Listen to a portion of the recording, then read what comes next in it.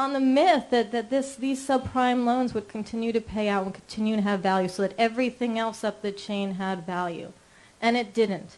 And the reason that could happen is many-fold, and I go through it in my book, but there were rules that were abolished, not just Glass-Steagall being repealed in 1999, but rules that were abolished that would have contained the practices of certain investment banks, that would have said, you know, when you're at that table, you can only borrow 12 times what you have in your pocket. You can't borrow 30 times. And you certainly can't get to 44 times, like Bear Stearns did, and like Merrill Lynch did, and like Lehman Brothers did. You just can't do it. But in 2004, that rule was brought up from 12 times to 30 times, and then banks pushed the envelope a little bit more to get it to 44 times. And that's what they do. They push the envelope, and that is what we're seeing now.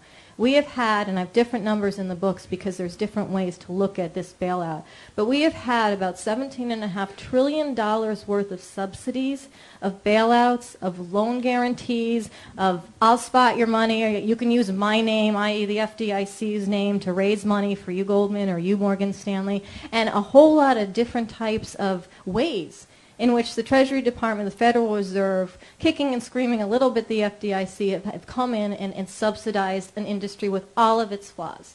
And right now in Washington, you know, today, this week, next week, there's all of these conversations and hearings, and lots of people go up and talk for 10 minutes about what should happen, and then they all sort of go home and nothing really happens.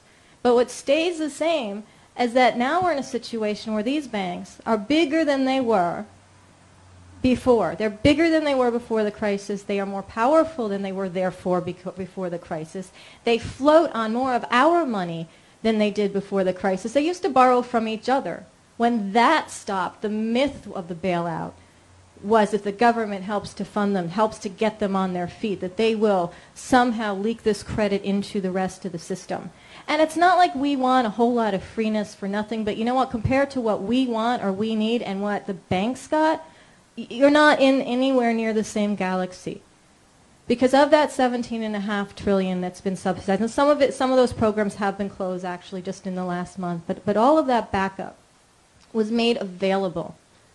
And a small portion of backup, a $787 billion Recovery Act, some fiscal stimulus, some tax breaks for first-time homeowners. There was a little sliver. There was like a 4.5% sliver of all the money that went out and all the money that was made available to help individuals who are at the bottom of this pyramid.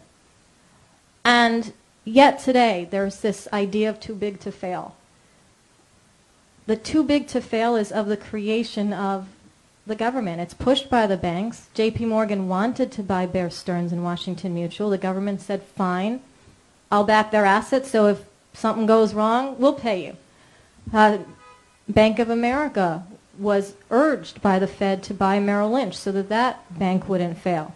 Now Bank of America is going around posting near-record profits.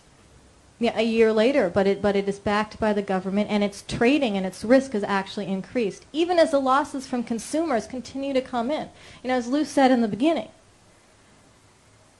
our data, our numbers, our picture of the general economy is not good.